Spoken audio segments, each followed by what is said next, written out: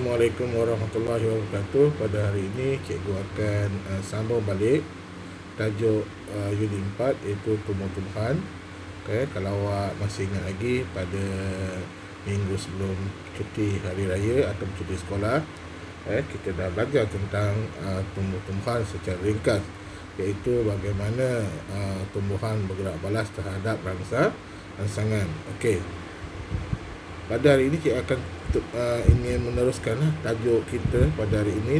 Kalau lihat apa yang dikatakan dengan gerak balas tumbuh-tumbuhan.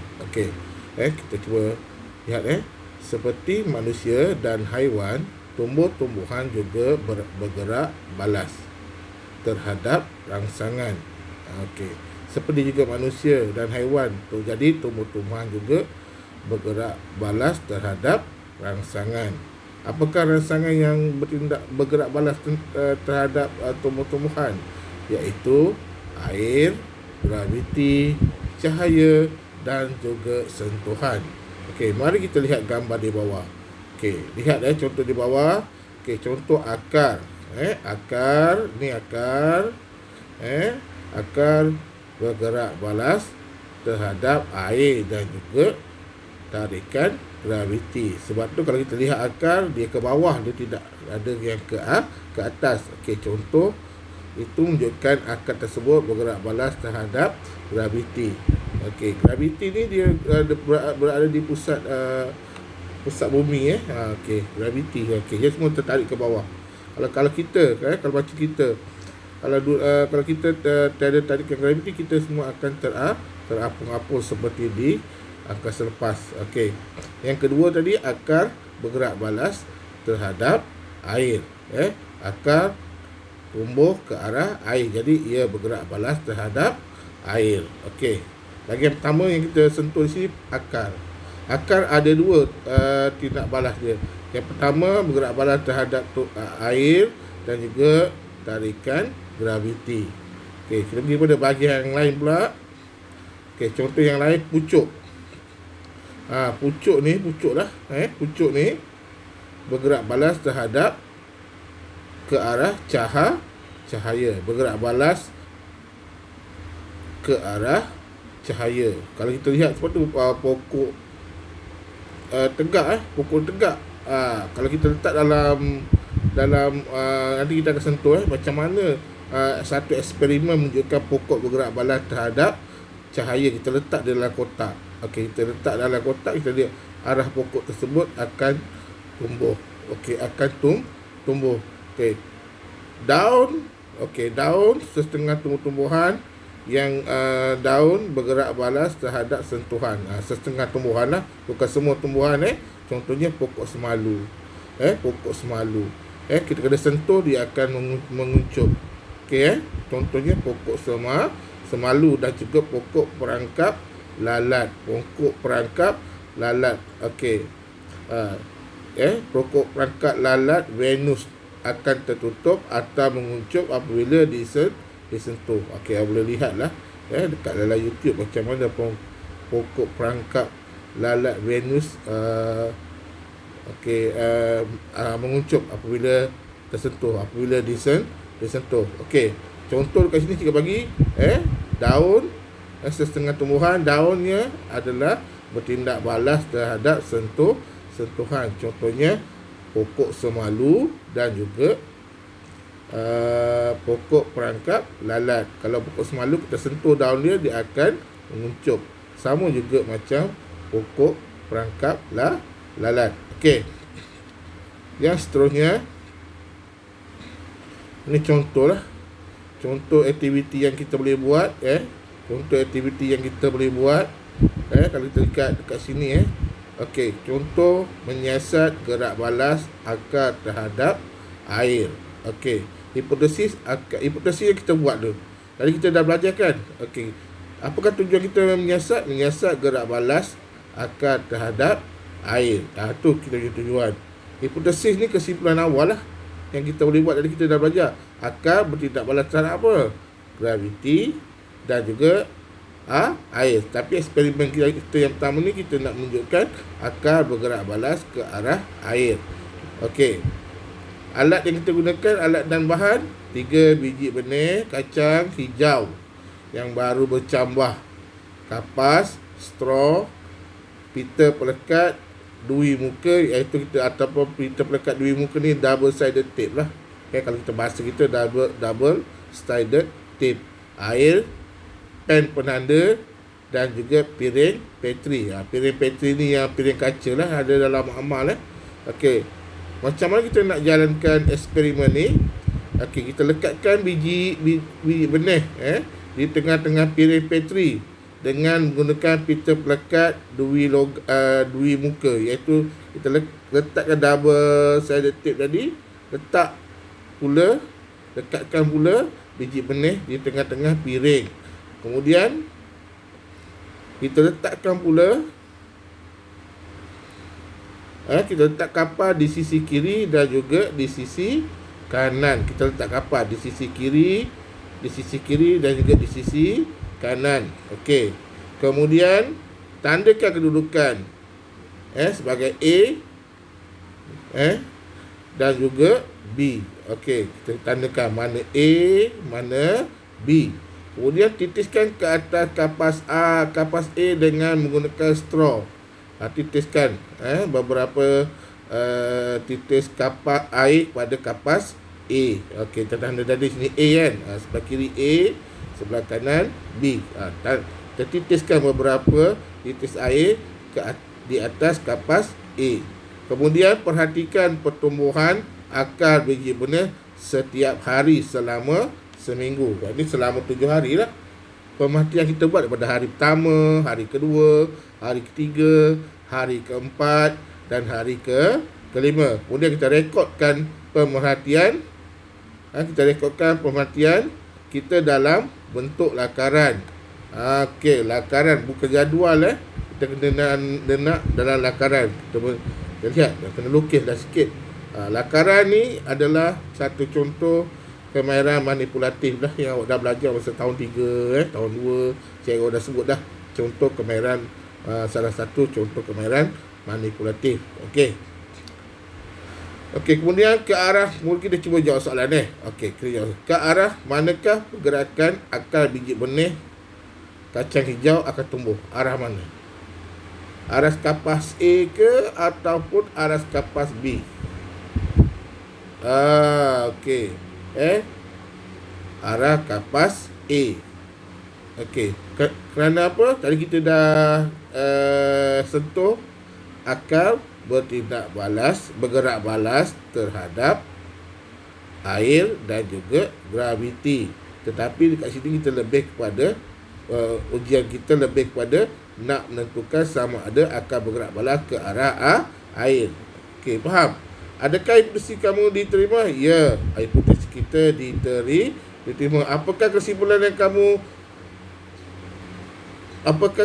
kamu berdasarkan aktiviti atas? Okey, akar bergerak balas ke arah air. Senang je. Okey, jawab balik. Hipotesis tadi. Jawab balik semula hipotesis tadi. Akar bergerak balas ke arah air. Okey. Dia faham Okey, kita beri pula oleh contoh yang kedua. Aktiviti yang kedua, menyiasat gerak balas akar terhadap graviti. Okey. Macam mana gerak akar pula bergerak balas terhadap graviti? Okey, sama juga caranya.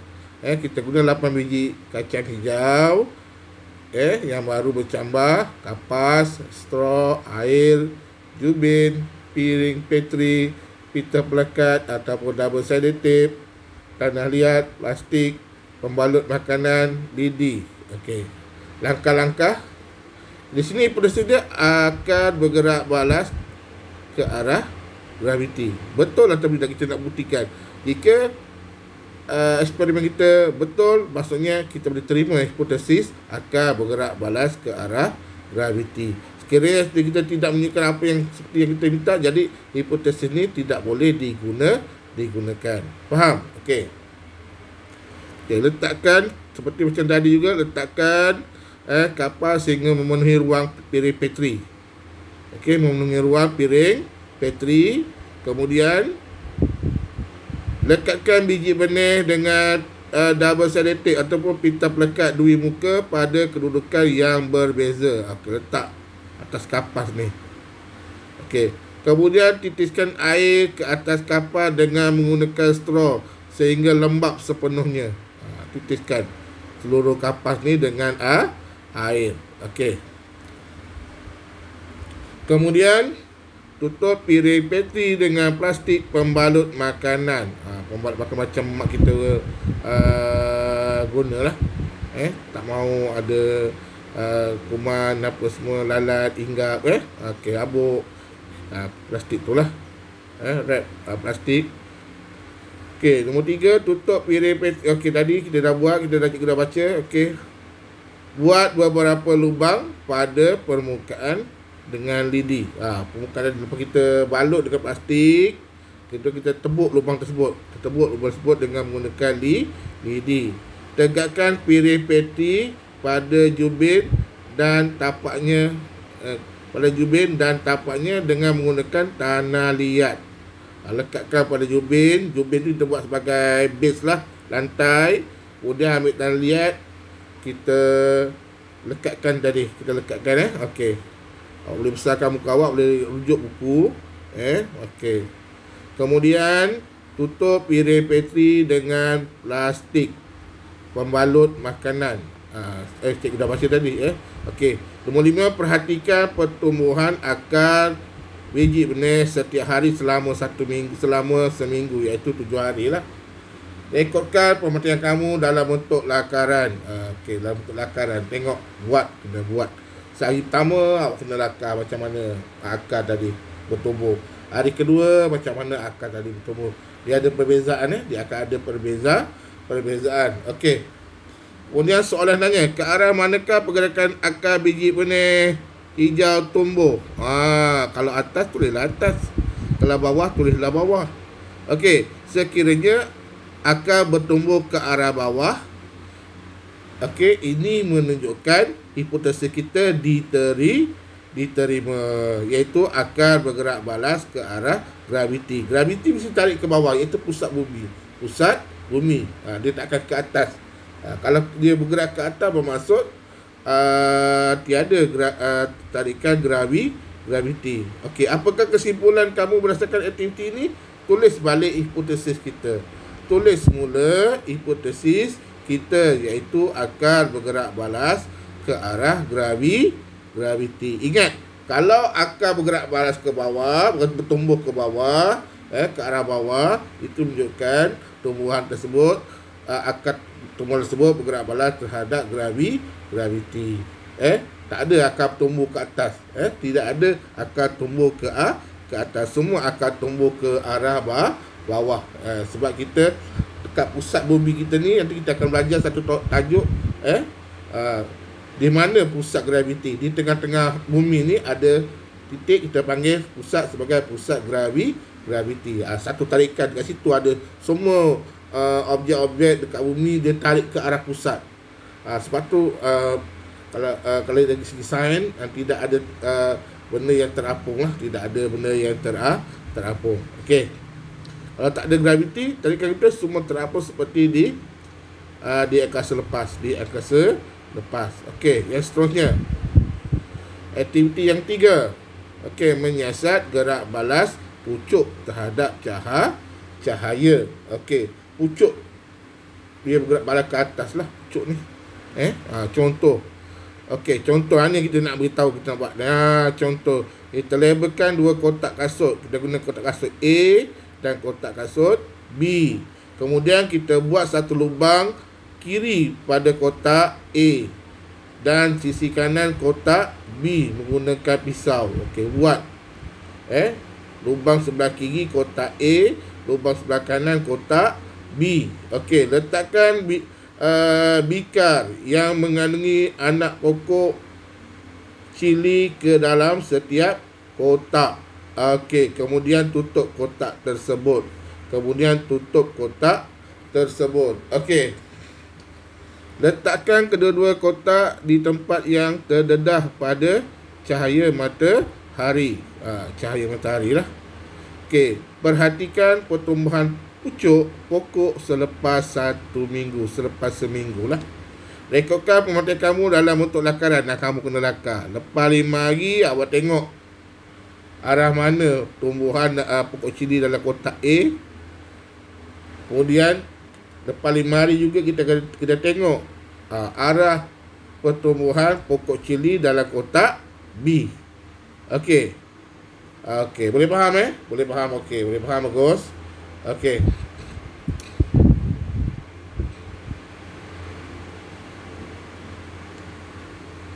Okey, bagaimanakah keadaan pokok cili yang dapat kamu perhatikan di dalam kotak A dan kotak B selepas 1 minggu?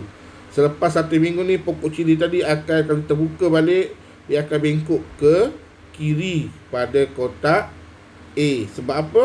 Sebab dia bergerak balas terhadap cahaya. Di mana ada cahaya, di situ dia akan bertumbuh. Okey, faham tak? Okey, contoh kotak B, dia akan bergerak ke kanan.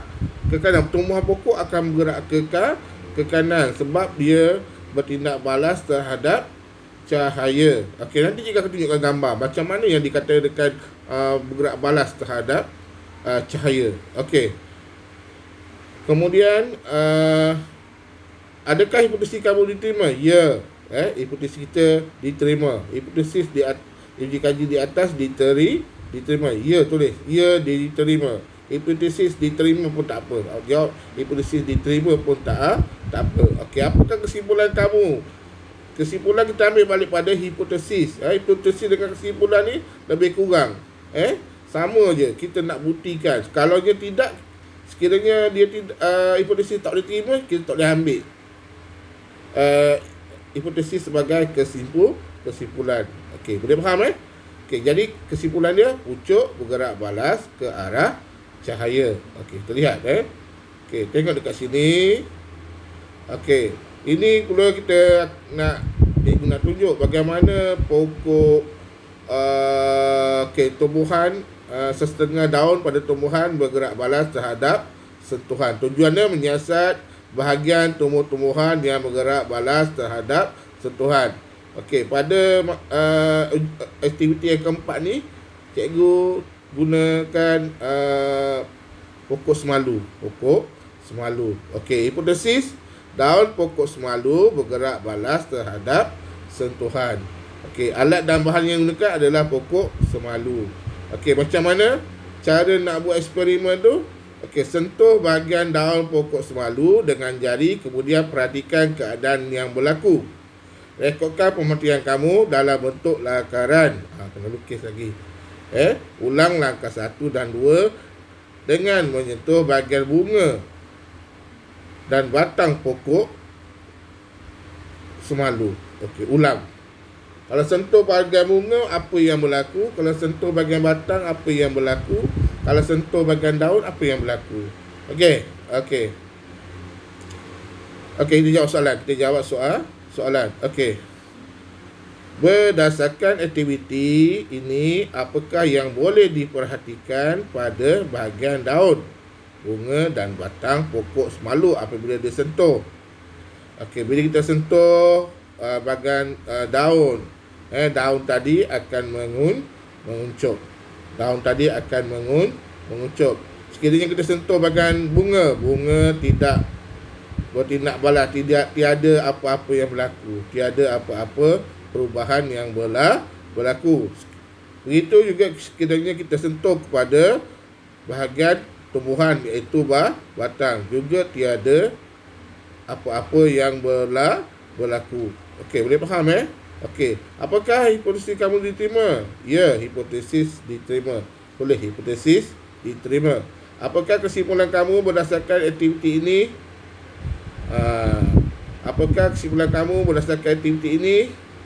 Okey, kesimpulan kita dah beritahu kalau hipotesis diterima, kita hanya tulis semula hipotesis.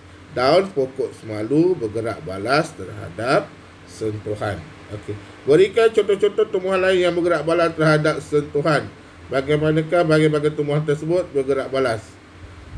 Tadi cikgu dah sentuh. Awak cuma tulis semula pokok perangkap serangga Venus. Pokok perangkap serangga Venus yang cikgu dah sentuh pada peringkat awal tadi. Ni. Pokok perangkap lalat. Pokok perangkap lalat Venus. Di mana daun akan menguncup ataupun daun akan tertutup atau daun akan menguncup apabila disentuh. Disentuh. Okey. Boleh faham Okey, tulis balik kat soalan ni. Tulis balik kat soalan ni. Okey, boleh faham? Okey, senang dia tak susah tajuk ni, dia mudah. Ingat, tumbuhan bergerak balas terhadap air, cahaya dan juga sentuhan. Ada 3 tumbuhan bergerak balas terhadap perkara tersebut. Tambah satu lagi, tarikan graviti. Bahagian mana pokok yang bergerak balas terhadap air? Akar. Bahagian mana pokok yang bergerak balas terhadap graviti? Akar. Bahagian mana pokok yang bergerak balas terhadap cahaya? Pucuk. Bahagian mana pokok yang bergerak balas terhadap sentuhan? Daun. Sesetengah tumbuhan dia bergerak balas terhadap sentuhan, itu bahagian daun. Okey, boleh faham Okey.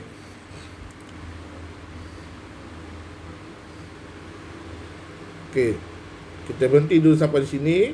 Nanti pada hari Khamis kita akan pergi kepada tajuk fotosintesis.